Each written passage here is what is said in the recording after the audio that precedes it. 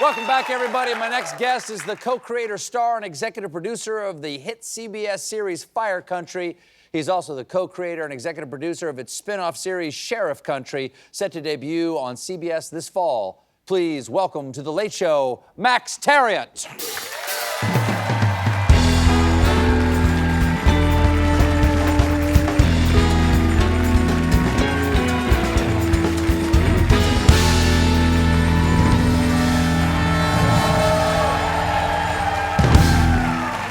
Please. Thank you. Thank you. Nice to meet you. Nice to meet you. Thanks for having me. It's a good crowd you got here. Yeah, very lovely. You are becoming Mr. CBS himself. Okay, here we go. You did 6 seasons of SEAL Team, right there. Then you're the co-creator, star, EP of Fire Country, right there. You've co-created a spin-off debuting this fall called Sheriff Country. How many more countries are there in the Thieriot universe? Next up is going to be Vacation Country. All right, and that's going to be me in Cabo drinking a margarita. Oh, so. That's nice. Yeah, that's nice. I understand Fire Country is inspired by things you knew growing up in Northern California. Yeah, grew up in a small little town and had a lot of friends that were firefighters. You know, buddies started off in high school, honestly, going to Thursday night drills and training. And, did you do any of that stuff? I did not. Although when they were leaving class because their pagers were going off senior year, I was a little jealous. Sure. Like, man, looked pretty tough, I imagine. That was a good move. You've been in front of the camera since you were just a kid. This is you. Here you are modeling.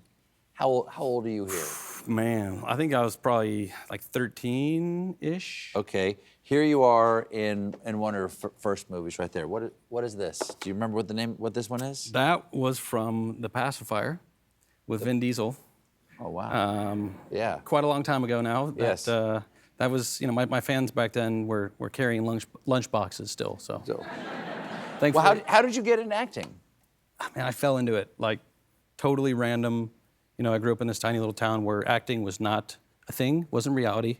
Well, I guess it still isn't, but was very foreign. Sure. And went to this improv class, met a guy who was... Like, did you want to go to the improv class? Or? Well, it was something to do after school. Okay. I was always, my mom was Fight fires or improv is one of the two things. Yeah, she just wanted me busy. She's okay, like, just sure, find something to do, Max. Yes. Find something to do. And so I met him there, and he, you know, was also good at improv because he, you know, said he was a manager, and took me to LA. I went in, walked into an agency, and I did a commercial. I remember they gave me this piece of paper, and it had a Reese's Peanut Butter Cup cereal commercial on it. Reese's Peanut Butter cereal. Okay, okay, great.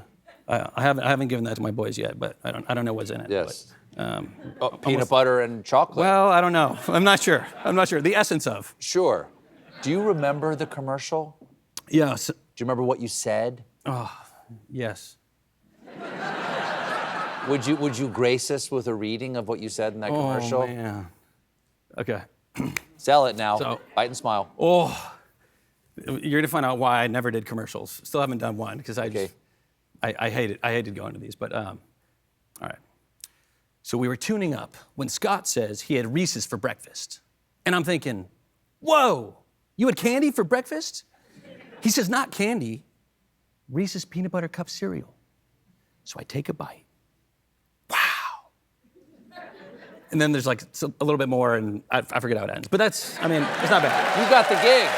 Dude, you're booked. I'm booking you right now. Done. On that. Done. That's where the money is, baby. I mean, I never got a commercial, but you know, I got my foot in the door. Isn't it nice though? Isn't it nice when you don't get hired when you're younger? Because now we can't play the tape of you doing that. I'm sure there's something out there. Is it true you grew up on a vineyard? I did. Can you tell the difference between a $100 bottle and a $20 bottle?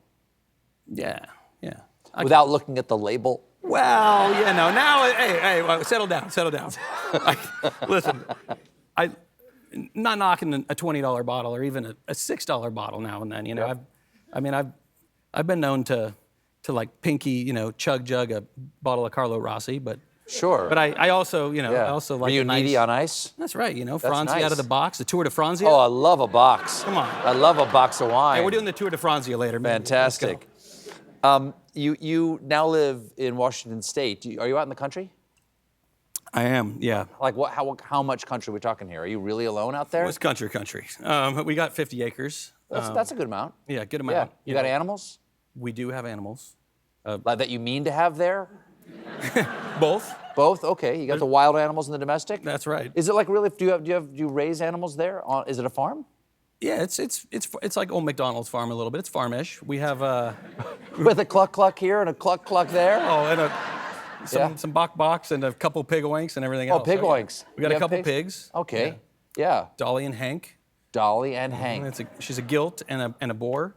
Wow. How big's the boar? Well, he's over 300. He just turned 1 and he's probably 3 1/4. That's a lot of sausage, man. I know. That's what my wife tells me on most days when he's being a little stubborn. Wow. Boars can be dangerous. I found that out recently. What happened? Well, I went in there, and he likes to play.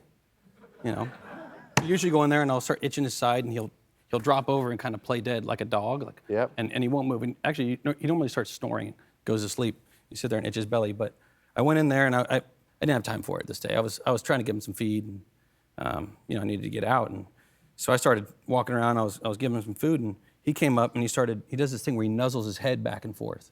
Mm-hmm. And I'm like, Hank, stop. Get your food. And so he comes around and goes behind me and gets in between my legs. And I'm like, stop, get back. And he puts his head in here and he starts shaking his head between my legs. And I'm like, ow.